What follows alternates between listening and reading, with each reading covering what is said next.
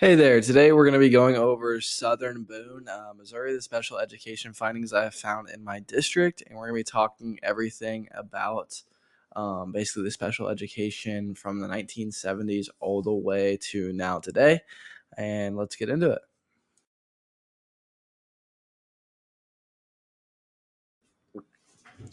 Southern Boone was actually established in Ashland, Missouri in 1983. There was a schoolhouse before then that actually was there in the 1950s. However, all of the kids that were in Ashland prior to 1983, because the school was not big enough and the little small schoolhouse was, actually ended up taking a bus all the way to Jefferson City or were driven there. And they actually had to get their education out of Missouri or they were homeschooled. Ashland was a really small town with a population of just under about 800 people around then. In the 80s, there was a schoolhouse in Ashland with about like 5 classrooms, like I said. There were about 100 kids at the time there. It was a little bit smaller than that until about the end of the 1980s, whenever they started to end up having a school there. When talking to our secretary, who actually has been there, and it's my best friend's mom. She's helped me a ton throughout this whole project, which has just been so helpful because she's actually been here the whole time, and she actually knows a lot of this because she actually ended up researching it for a school project that she did not too long ago. But Ashland really started to boom around '92 when because housing in Columbia, Missouri. If you don't know much about Ashland, Missouri, is Ashland is about 15 minutes from the university, and it ended up growing a ton as kind of like a sister town. And a lot of people who wanted to kind of live in the country but still work in Columbia have moved to Ashland, including my family as well. Both my parents, they actually work in Columbia, Missouri, but they live in Ashland, so they're just able to. It's a 15-minute commute. It's not too bad, and a lot of people do this because it's land's a lot cheaper over there, and the school district has a lot of kids with families who do the same thing.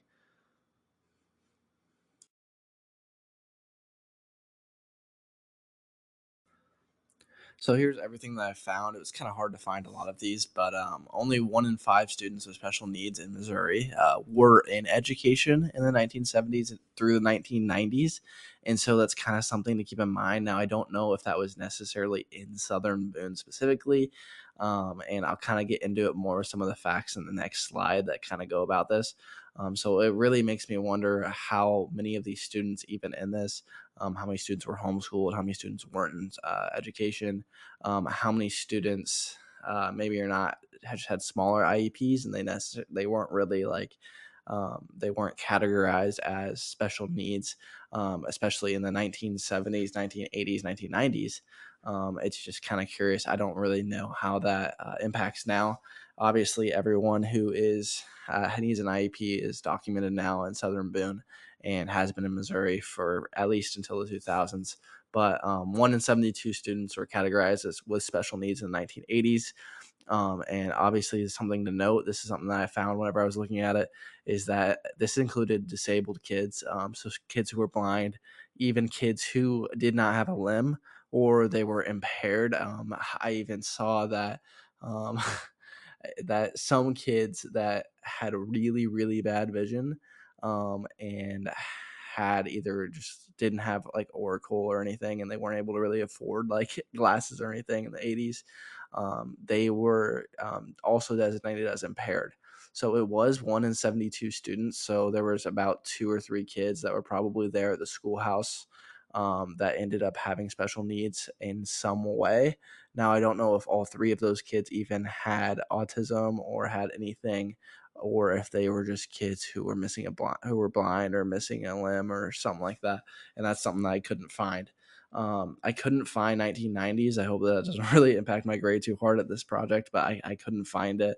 1 in 35 in 2000s, 1 in 26 in the 2010s, and 1 in 10 students with IEPs now in Southern Boone. So 1 in 10 is a little bit lower than the state average. I believe Missouri's at 13%. Whenever I looked it up, so 1 in 10 is a little bit smaller in Southern Boone, which is kind of a cool thing. We have one classroom that is a life skills from K to 3, and then we have a life skills from 3 to 5th, a junior high room, and a high school as a room. We have some beta classrooms as well. I believe we have one beta classroom in elementary, one beta in the middle school, and one beta in the high school. So those kids, they get pulled out a lot. But this is kind of everything with our school district in Southern Moon. So we'll keep on going as we have a lot more facts.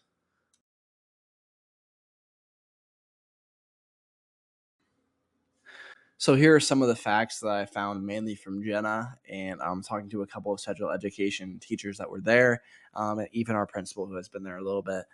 So here are some Southern Boone special education facts: that students with severe IEPs and special needs they were bused to Jefferson City every day until 2004, just because Southern Boone didn't have the staff, which was kind of a crazy thing. This is something that I haven't currently heard of, even in like smaller towns like Pocahontas and Greenville, for example, where we went to get my undergrad.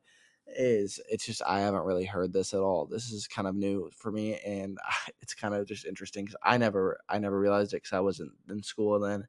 Whenever I went to school there, but Jefferson City schools, they're 22 minutes away from Ashland, and so special needs kids got taken to and taken from school later than other kids. They'd get home later.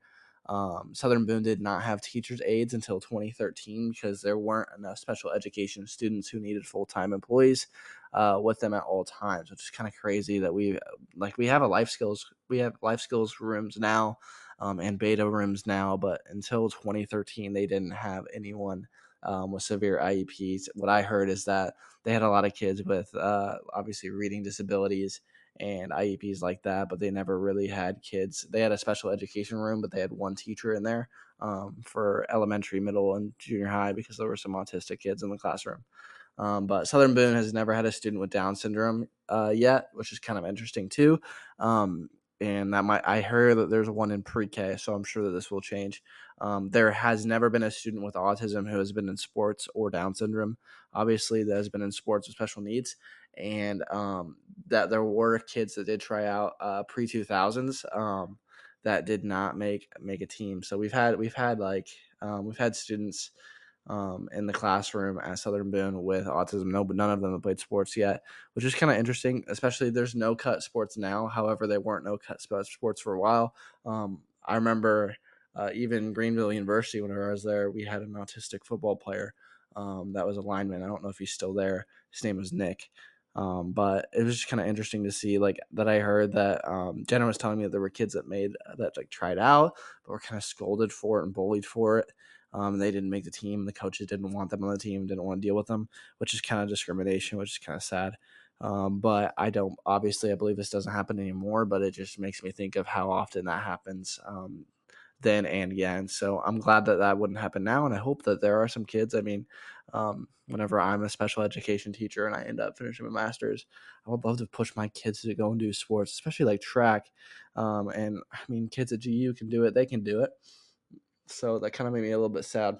Um, but some of these findings will kind of summarize this because my references are next page. Is obviously special education statistics in Southern Boone have increased a ton. It's a lot more common for kids to be special needs, and I understand that. I believe that I don't know. I haven't compared my findings to anybody in Illinois, but I would kind of be curious to see how that works there in their school districts as well. And if it was like 1 in 200, 1 in 300, I wonder if mine was skewed and a little bit less, just because it probably mine definitely included impaired kids, such as just physically disabled kids with missing a limb or stuff like that. So I'd be really interested to see how that kind of compiles to the people in Illinois. If maybe some of the information I got from mo.gov or the other couple websites that I looked at ended up giving me that. I also would love to find out what happened with the 90s and why I cannot find any with the 90s. I searched a really long time for those, so I'm hoping that I'm able to find something like this. I'll kind of keep on glancing over, maybe at work or asking people to see if I can find this. But this has kind of been everything.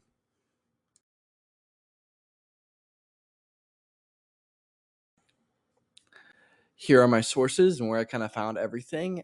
Thank you so much for listening. I hope that you have a great day and bye. Have a good night.